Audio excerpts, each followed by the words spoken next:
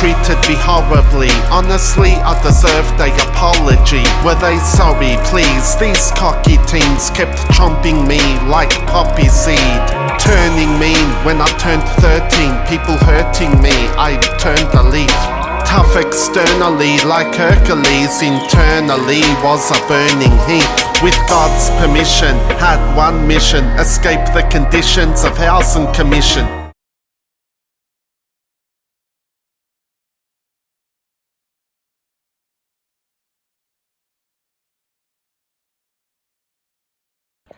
What's going on, everybody? It's your boy Corbin, aka the Skipwith, author of Relentless Reviews, co-host of the Sagas Metal podcast, and as of late, host of the Venomous Bite Sonic Review Experience. And I am here with a very special guest, all the way from Mildura, Lil Mark. Hey, what's going on? It's Lil Mark here, just chilling with Corbin, about to answer some questions. I've been in the hip hop scene for about a decade now, and yeah, I'll give you a bit of an insight into what I've seen. Nice. Glad to have you here. So to start off with, tell me, what was life for you growing up? What was your earliest music memories? So music memories, I'd have to say like when I was in primary school, I used to listen to stuff like Silverchair, Metallica, Motley Crue, whatever was on Rage, because I always used to wake up really early to watch it. When I first got into hip hop, like I guess anyone, it was through Eminem. Like I remember hearing him in year 7, and I'm like, whoa, this is edgy, this is cool. This kind of relates to how I feel. And yeah, you know, I was a fan of Snoop and Dre and all of those guys. Yeah, I reckon I was probably in like maybe year 9 or year 10 when I first heard the Hilltop Hoods and Butterfingers and rapping with the Aussie accent, and then I delved further into that just by listening to the Triple J Hip Hop Show, and yeah, I really loved like hearing their accents. Yeah. Yeah. So what was the first part of that question? What was life for you like growing up? Okay, so yeah, lived with me mum. Like my father passed away before I was born. Basically it was me living in one house, then me auntie and uncle next door, so my mum's sister and her husband, and then it was me me grandmother. So we all sort of lived on one big block of land. Yeah. Family life was, okay, pretty standard.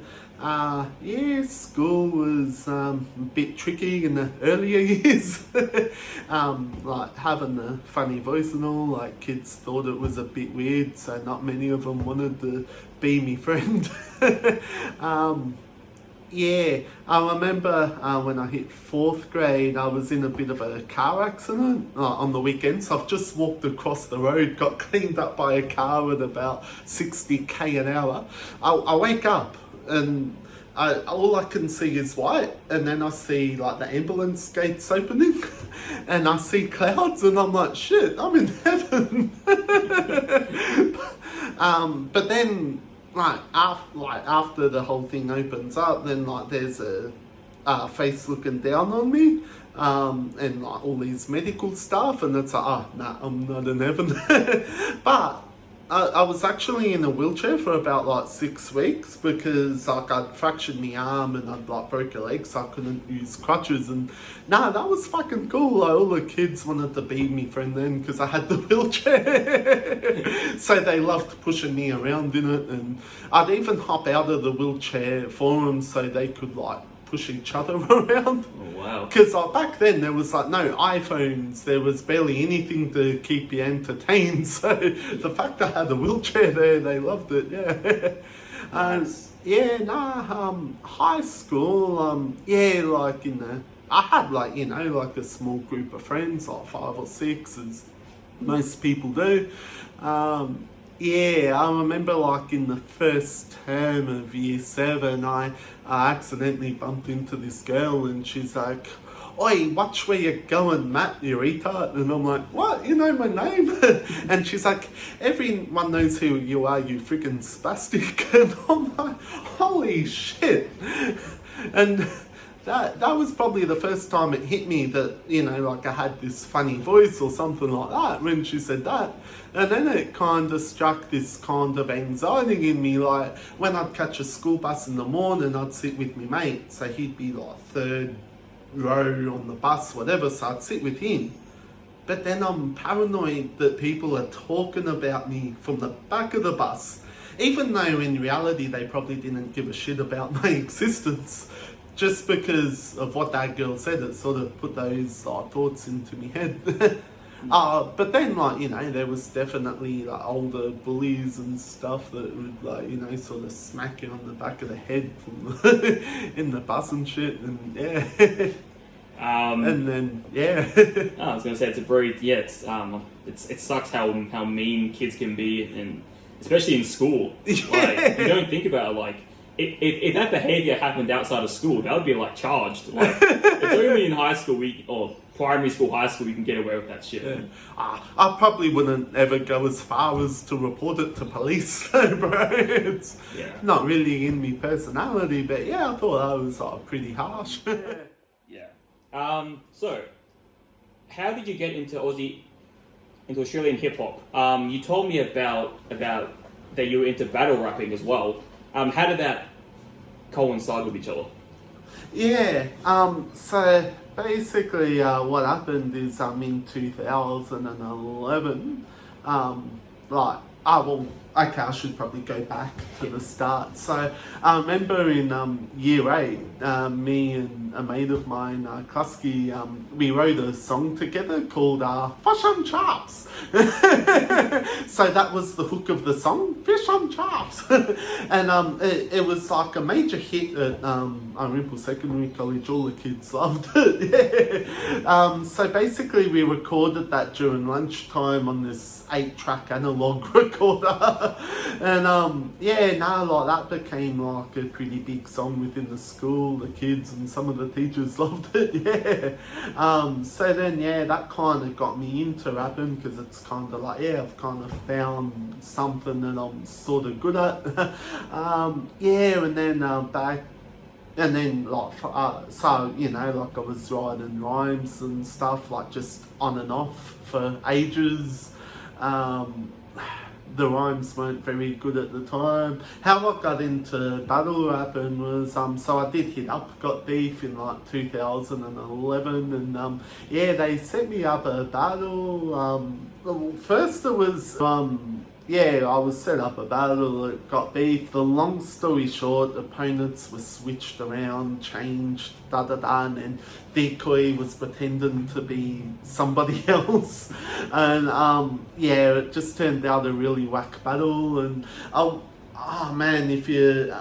I could share the link, underneath the comments and that, but basically I was getting so much hate on that battle. Like, people are like, "Oh, Deco, why have you let spastics into the league?" I was just copying so much hate. And I don't know, one part of me was sad, but then another part just found it hilarious as well.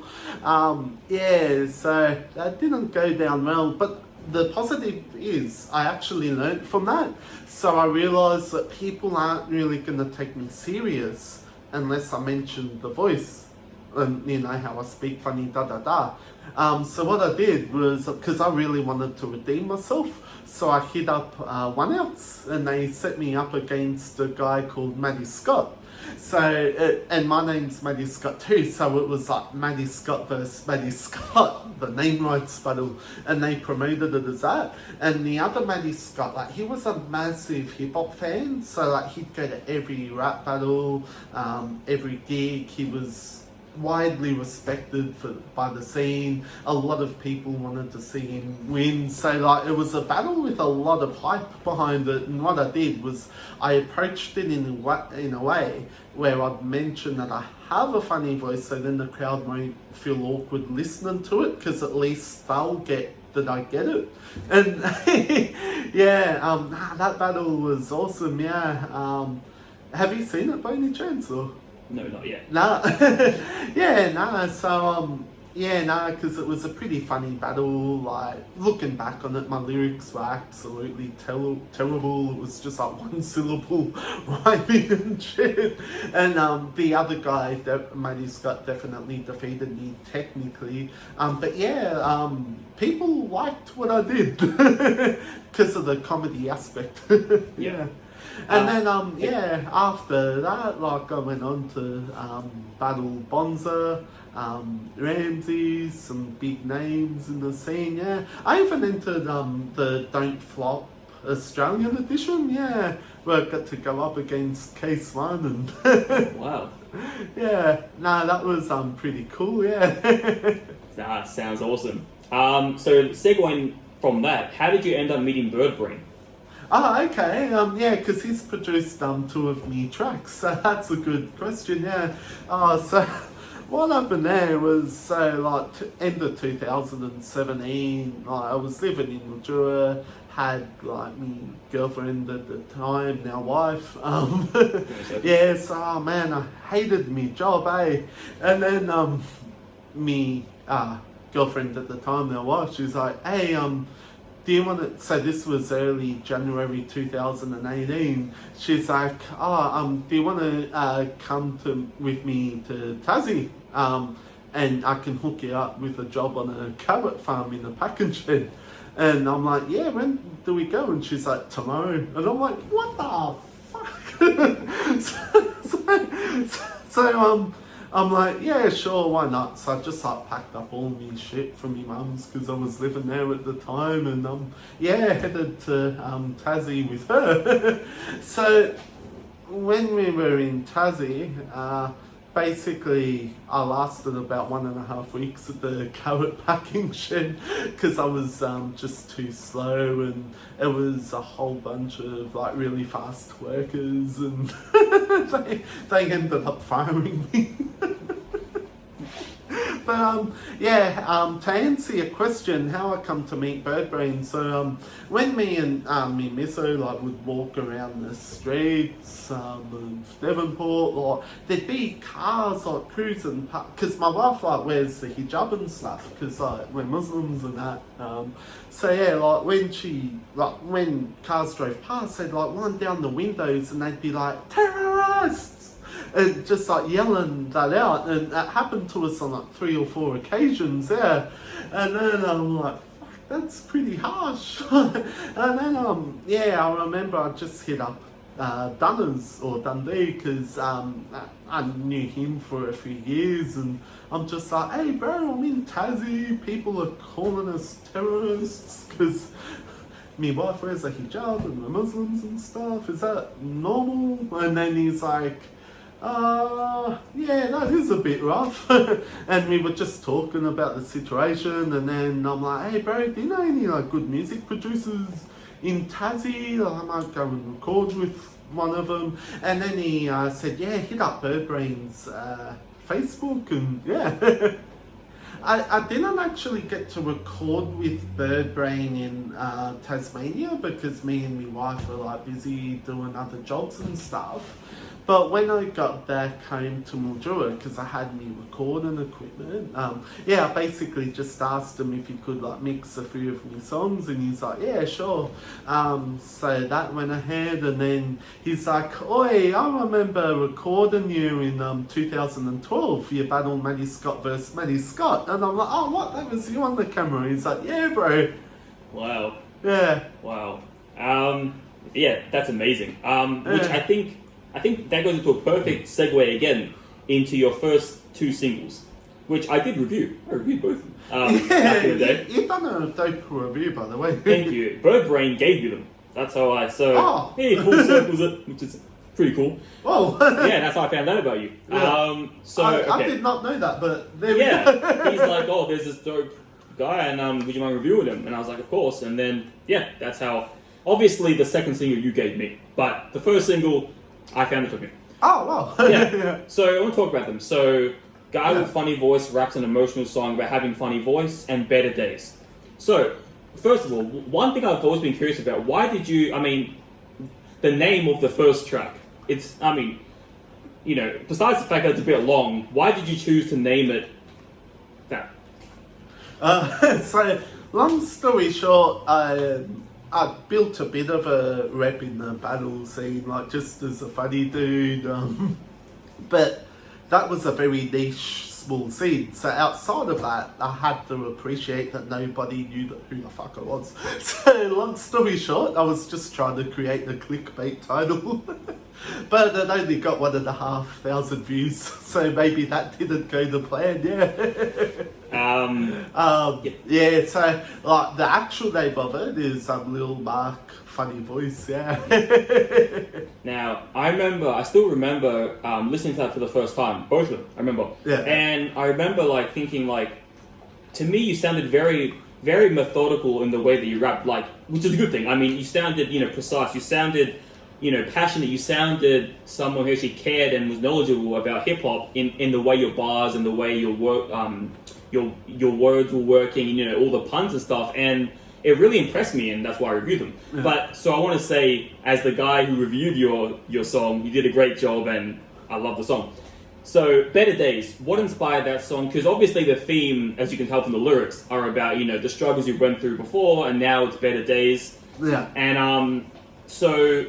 Obviously, I guess it's easy to see what inspired it, but through your words, how did that song and lyrical structure come to be?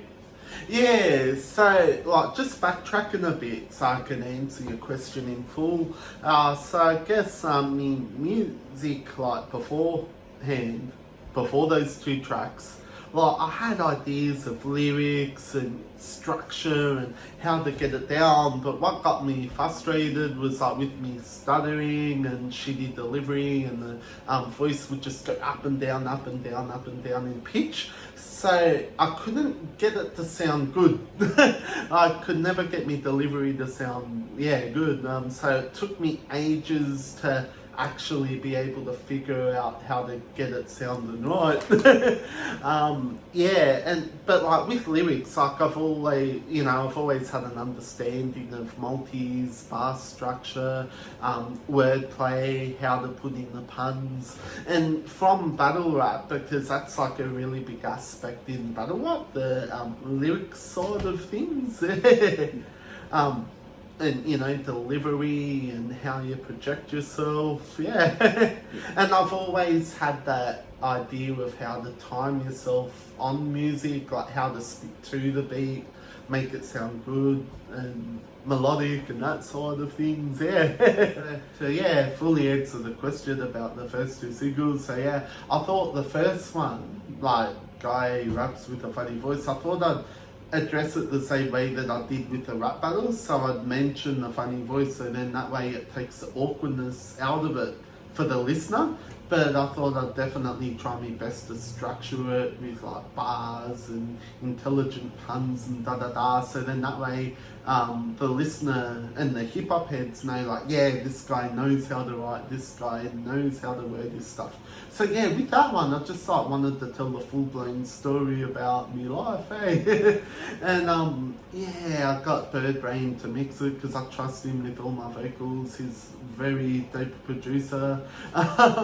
Any younger MCs that want to get their stuff mixed should definitely hit Birdbrain up. He's got good rates. And then when I remember when I released that, because I've done it over Uncle Sam beat. So he's Uncle Sam, he's a producer up in Perth, I believe, So I sent it to him and I'm like, hey bro, I've done this over your beat. And then he actually shared it on his page. And I'm like, whoa, this is dope.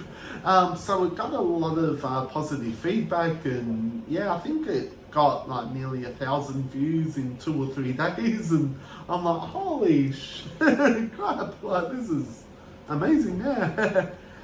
Yeah, so I just sort of gave the raw overview of my life, and yeah. I probably rapped more about the bad parts than the good parts of childhood, but yeah, I wanted to make it that raw emotional track, yeah. And then like with the second track, yeah, so I thought I'd talk more about the adult life, you know, like relationship was lame as shit, stayed in it, I'm ashamed of this. Yeah, so I'd done that, got Birdbrain to mix it, and then I put it out there.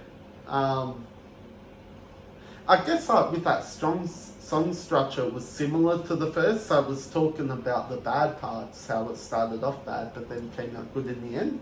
But yeah, when I put that track out there, I put it on Instagram, and there's this page called Oz Hip Hop on Instagram, and they post a lot of artists, and they posted me. Yeah, it copped a lot of hate. Yeah, and I think like people were saying like, oh, is this guy serious? Why does he talk like that? Da da da. And yeah, it's like, because I didn't mention the voice, it kind of just like sort of tripped them out.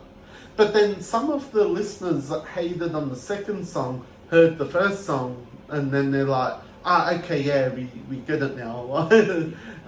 Yeah. But nah, like with the second song, there were some people that came to my defense, so to speak, and they're like, what the hell, do you not understand bars? Do you not understand structure? Like the fact that this guy is doing something pretty unique and has a sound that no one else has. Like, why you use slamming that? So yeah, no, definitely got mixed reviews.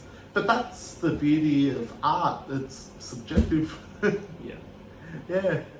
Yeah, so like basically with me previous tracks and me rap battles, I was just like making jokes like, oh yeah, I've done your mum, and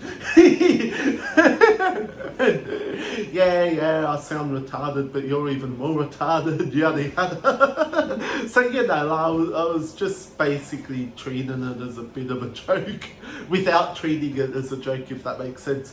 But for these songs, I wanted people to see me in a different light. I wanted them to see that I can be serious as well, and that I can actually structure bars and write songs, and that I actually have knowledge of that stuff. Yeah.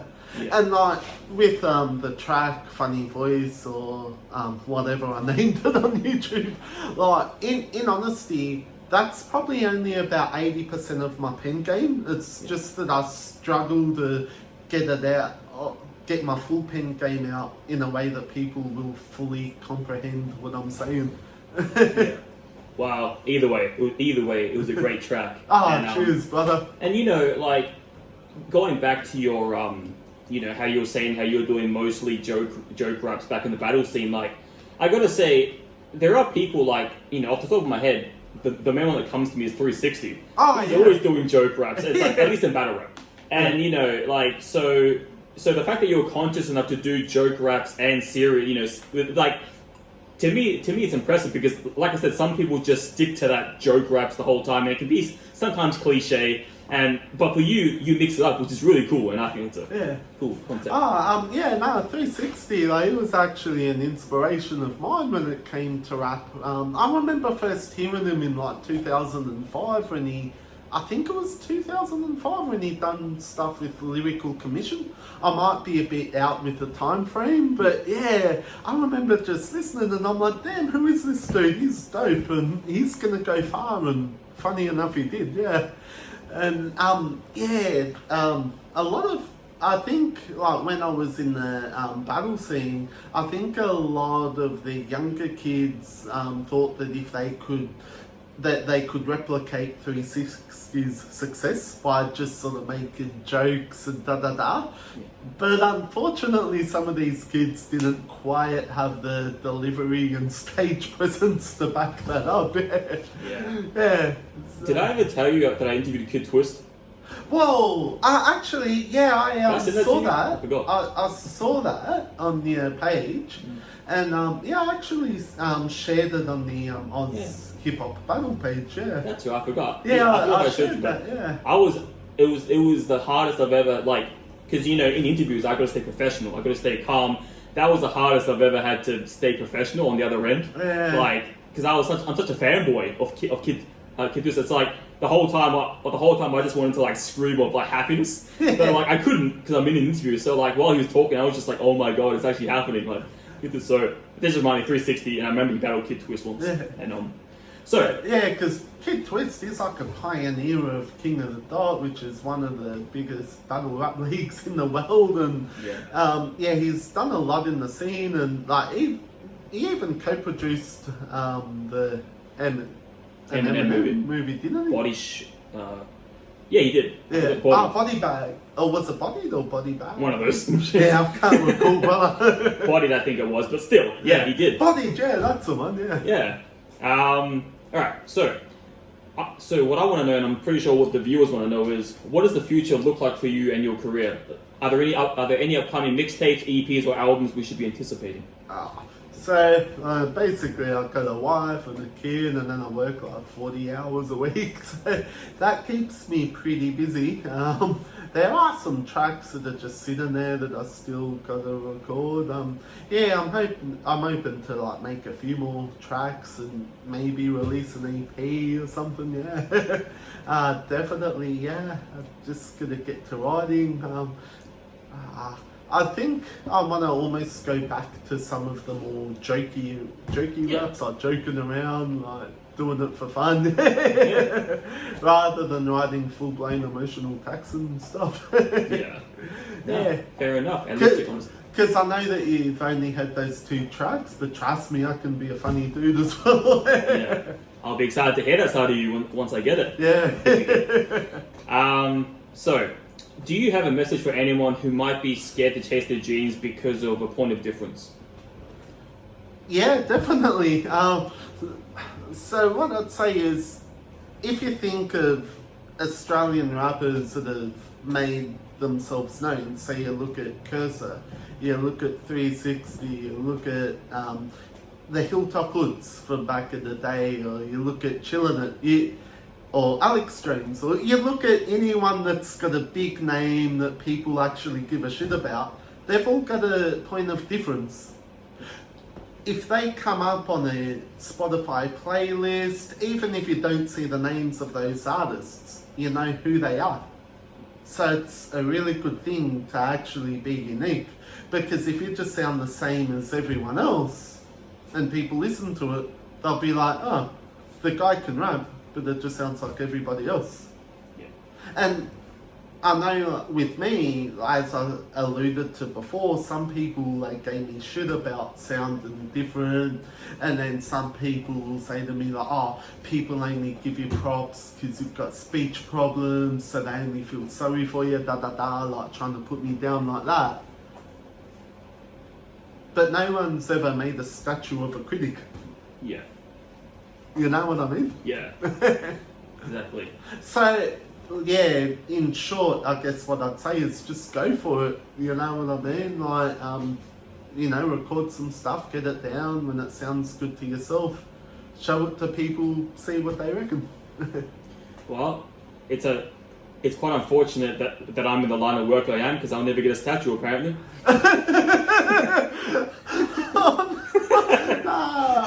I don't. Poor critic. I didn't mean it like that. I know, just walking around. Quite sad. No statue in my future. Nah, but I mean people that just want to be harsh for the sake of being harsh, but what you're doing is actually dope, because you're promoting artists that are unknown and giving them a channel and giving them exposure to those that may not have heard of them before. So that's actually a dope thing that you're doing. Thanks, bro. Yeah, bro. Like, yeah, definitely wasn't meaning you. I'm Yeah, meaning the YouTube haters, bro. So the ones that sit behind their keyboards and they're like, oh, that person's trash, I could do way better. But in reality, these people couldn't even spit 4 bars that are impressive. It's that type of person that I'm referring to, bro. Nah, yeah, I was just fucking around. But nah, at least I got to answer the question a bit better through your joke. So that's a good thing, brother. Exactly. So I've just got one more question for you. Yeah. In your opinion, what is the most underrated and overrated album of all time? It can be any genre. Okay. Oh, shit, that's a tricky one to answer, bro. Well, off the top of your head, if you have any, Yeah. Don't worry, no one has an easy answer for this question. I've had 18 interviews and none of them give me a straight answer. Yeah. Just trying to think. Underrated. Ooh.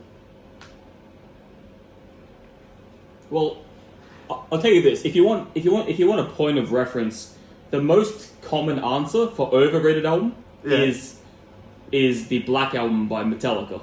Oh. 5 people have given me that answer. So if you want a point of reference, that's a pretty common answer apparently. Why do they reckon it was overrated?